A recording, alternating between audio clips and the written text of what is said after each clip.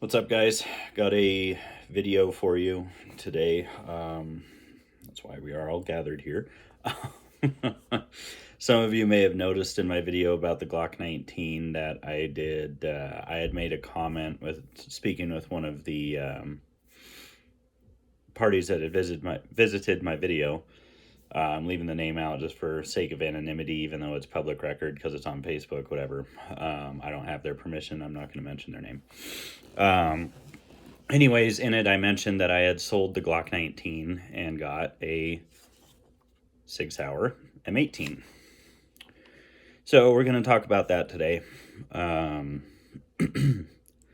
As kind of a bonus, we're going to go through the other rifle I just bought. It's an Adams Arms P2 piston drive AR in 5.56. As it would happen, a good friend of mine happened to be looking for a scar, and I brought mine up to show him. It's like, hey bro, check this stuff out. And I had no idea that he was looking for a scar. In fact, like, was jonesing for one. So it's like, oh cool, you have a scar, like, sell it to me. And I was like, okay, kind of thought he was joking, and I was like, make me an offer. So it turned out to be a good one, so I sold him my scar and was able to get this Adams Arms gun that we're going to go through pretty well decked out and ready to be the host of my suppressor when it comes through. So, fun fact, those of you that are considering buying scars, I know I strongly recommended you buy one in one of my other videos if you can afford it. If you're going to suppress it, do not buy a scar if you're looking to suppress it. FN will not warranty the barrel. They won't warranty anything if they think a suppressor has been used on it. They'll just be like, tough crap, we're going to fix it, but here's the bill. It's not going to be warranted. Be smart about what you do. All right, so we'll go through this guy here, the Sig M18. I have pre-cleared it to include dropping the pin. However, in the way of YouTube, it does not exist unless you do it on camera. So, no magazine in the well. Chamber is right there. It is empty. To prove it to you, I'm going to... There you go. I don't have a clear ramrod or anything, so we're just going to use a pencil, because if a pencil damages the rifling, you have no business shooting high-velocity things through this. All right, so we'll go from front to rear. A-log, Garand thumb. Not trying to steal your thunder, man. If you want a super in-depth review of this, Garand thumb has a pretty good, an excellent review, actually, of it from a couple years ago. I would strongly recommend you head over to his channel and take a look at it. I'm just going to give you my opinion. I'm not going to do all the fancy shooting stuff that he does, because it's about a half-hour drive to get to the mountains. Maybe find a spot to shoot, maybe wait around for a while and not find one, and then come back. So I just don't have the desire to go do that. So I'd rather just give you my own opinions on it, and if you want to know more, you can go borrow one from somebody, go to a range and rent one, make your own judgment before you buy it, okay? I like it because I use the M17 for 3-4 years now at work, both as an MP, as a soldier, and then at my last job as a security guard, I use the full-size version of this. I prefer the compact because it's just a little bit shorter, fits the hand better, and it's a little more maneuverable in tight spaces. I don't normally use center axis relock, but I think my brain has made the association that tight space equals center axis relock. You may have your own opinions on it. I found it to be pretty effective in confined spaces. So anyway, side note over. So it's a compact frame. I have a TLR7 on here, and the biggest thing is, I want to say it's 3/4, maybe a ½ inch shorter, with a little bit less rail space. The barrel is 3.9 inches long, if memory serves, and it's the same in all respects as the M17, and I would be willing to bet it's the same as the 320 series that this is based off of. The biggest difference between the P320 compact and this, other than the color, safety. And then some minor stuff like the 320 may not have ambi slide catches, or it may not, oops, sorry, accidentally turned the light on there. It may not have an RMR plate. Some of them do. I don't know if it's stock or not. I'm not a SIG salesman. I'm just giving you my opinion. So you've got your front cocking serrations here, which are great. They're a little more, use your words here like a big boy. They're better for doing a press check because it gives you more control versus all the way back here. It's easy to over-ass it and pull it back too far. So, yeah. I don't know why you'd press check on this, because if the chamber's loaded, this little guy is going to be popped up a little bit, so you could just, and if you feel a bump, hey, cool, we're loaded. Or you can check the extractor, or right in there, if you're loaded, you'll be able to see a glint of brass. See if I can show you real quick. I just happen to have one 9 milli. All right, so it didn't go into battery fully, and smacking it didn't work. You see that glint? Cool, there you go. Let's get that round out of there. One round. Check, check. Full clear, okay? So, moving on. Sorry, just ate lunch. Moving on back, you've got your Sig night sights up. This is going to be rough. You've got your Sig night sights. They work pretty well. Try and line them up there without looking like I'm accidentally going to pop my noodle. You can take this off. It requires minor disassembly of the weapon. You'd remove the slide, compress this guy.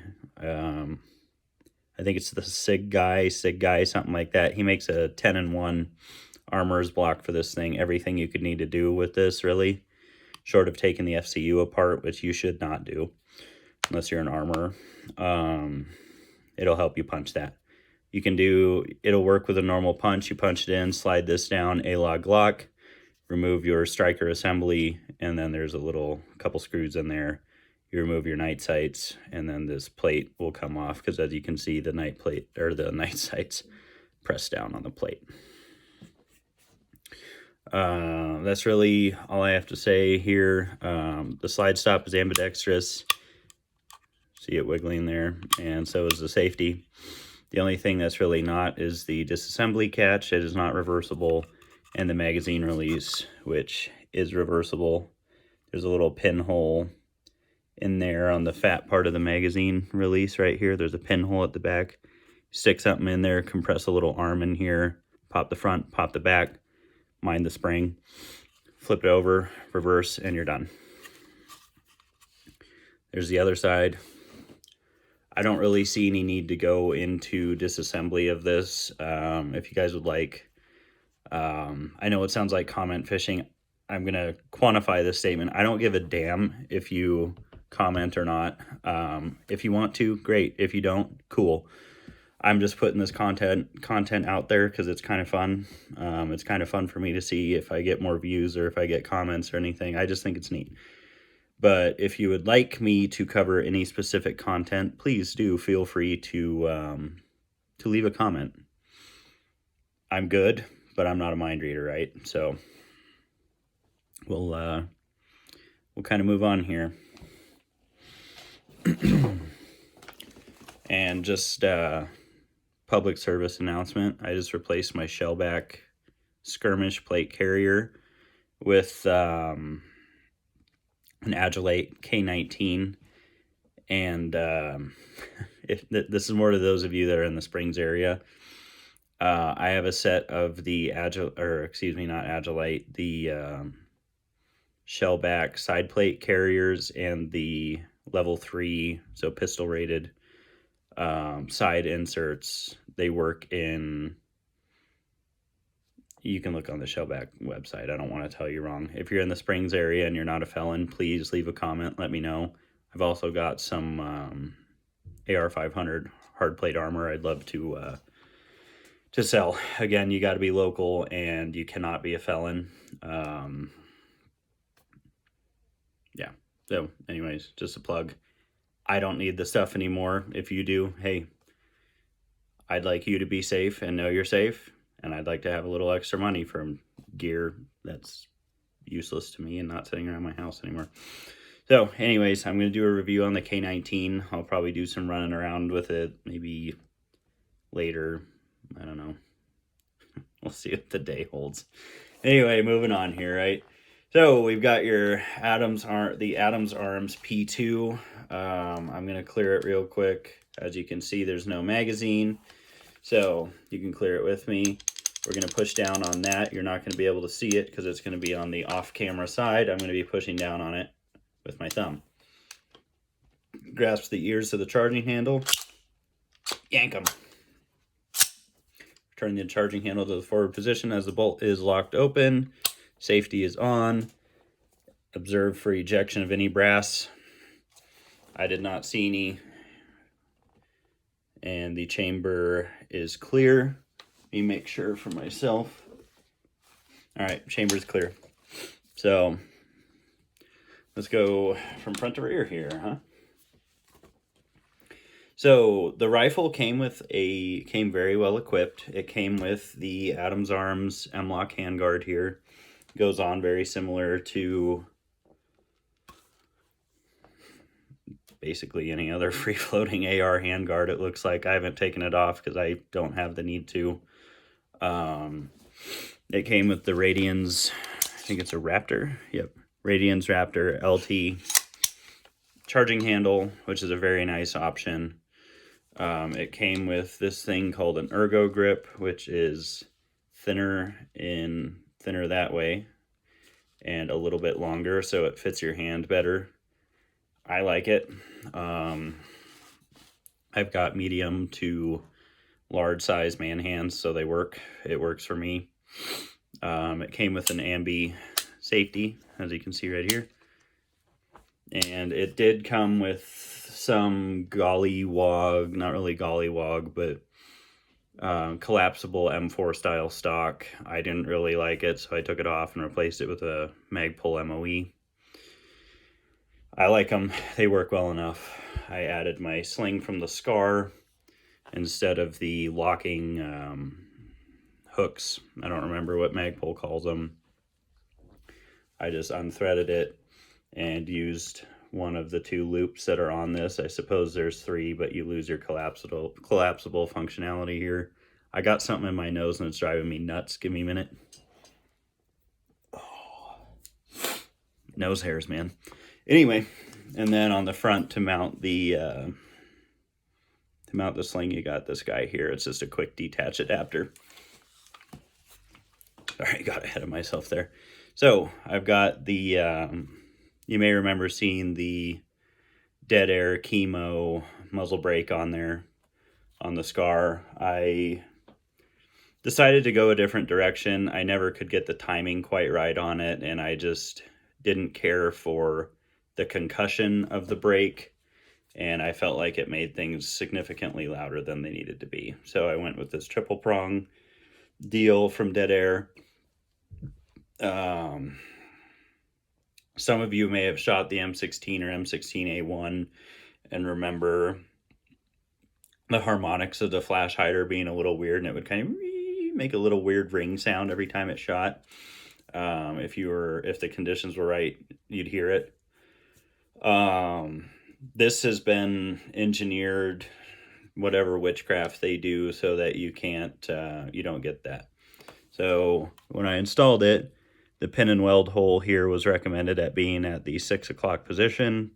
I didn't know that until yesterday, so I just put it on here, and lo and behold, I accidentally didn't goof up. So hey, cool. Other than that, it's literally just a hole to pin and weld. It doesn't affect the operation of the flash hider any, so you can, in theory, time this thing on here however you want. I just put it on and that's where it fell. So it's triple prong. It's got the flats here so you can use a wrench. You probably can see them kind of scalloped out. It looks like a little thing of butter, a little butter stick. And then it's got the quick detach system. Still don't have my can. ATF, looking at you. Come on, boys. I got the light off the Scar, which meant because this is M-Lock, I had to get the pick rail adapters here. You can kind of see them. You can probably see it better under this one.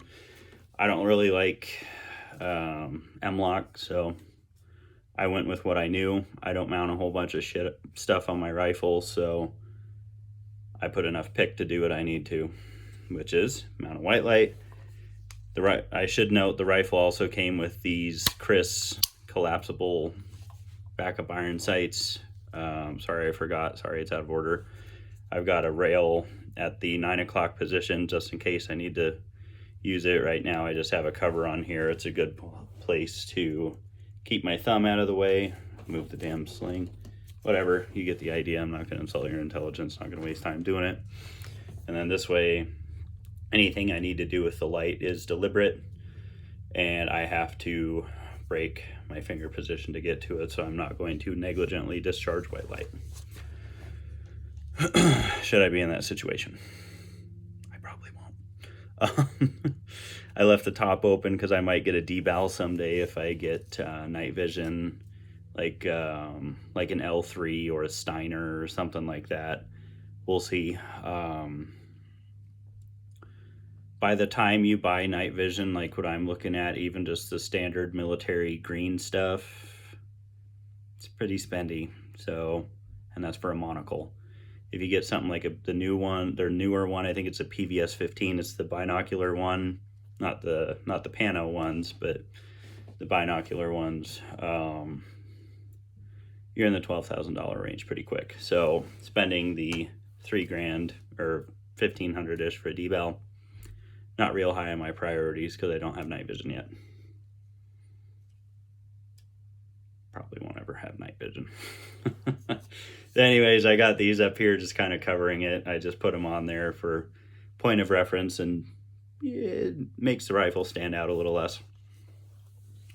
Moving back from there, I've got the Bobro, I think they call it the double-decker rail riser or something like that. It bumps everything up roughly 5/8 of an inch, so that if I do night vision, I won't have to strain my neck or head weird to get everybody lined up right. These are up higher, so it's just as simple as shoulder, look through.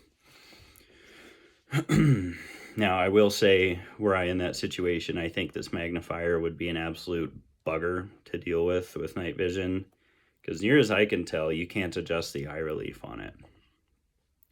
And I've noticed I have to be super close to it to have a clear picture. I've got that much room between the back of the glass and almost touching my eye. If you need a magnifier, great. If not, I might take it off here. We'll see. It's like big boy Legos. So I've got the night vision compatible EOTech. You've got your brightness adjust right here, and then your night vision button, which is just going to take it from day bright to barely perceptible with the eye, super perceptible with night vision because it amplifies ambient light, right? Windage elevation adjust, battery right there. I apologize, I don't have the model number handy on it. Do your own research, find the one that works for you. I've got a EOTech flip over magnifier here 3 times. Elevation windage adjust. There's no reticle in this, but it's for moving the picture so that what you're seeing through here, which is the crosshair in here, is centered in your eyes, not like, oh God, what's going on? So to flip it over, you grab it. It feels like you're going to break it. You're not. You can use your heads up sight as normal, or if you need a little mag on stuff, you just flip it over and look through it. Oh, cool. That's not a deer. That's a stump, whatever. Obviously, you're not going to deer hunt with this, but first example come to mind. We already mentioned the sights. It came with the Radian's Raptor. I do plan to change out the trigger. I like the flat face Geisley 3-gun triggers. They're just hard enough that you're just a hard enough pull that you're not going to ND, but soft enough that you can really get some bitchin' strings, rapid fire strings going on if you want to practice that. Generally, you shouldn't need to fire a string of more than 3 or 4 And that's only if you're repeating the headshot on a failure drill or something. We don't need to go into that. Should also be noted, I've got a 6 o'clock rail position here with a Magpul MOE broomstick. I've got that on there as well so that I can just slap a grip pod on it. Heaven forbid I need to use this in a pseudo, but not really DMR roll. It's nice to have the ability. I haven't shot this yet, but your accuracy is going to be similar to any other 16-inch AR. You know, the maximum range is far further than we really even need to mention, and that's the farthest the bullet would travel if left unmolested. Like if I just launched off a round willy-nilly, how far is that round going to go before the Army calculated it's going to return to Earth?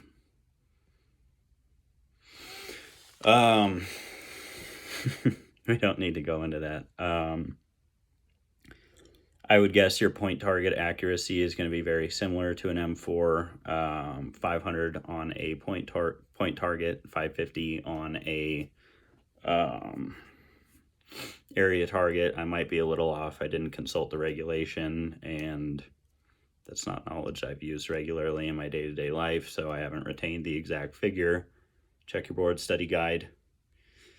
The Soldier's Comprehensive Study Manual, I mentioned it in my video about promotion boards. It's by D.W. Creech. Look for the most recent version. It's at Clothing and Sales. Sorry, had to get that in there before I forgot.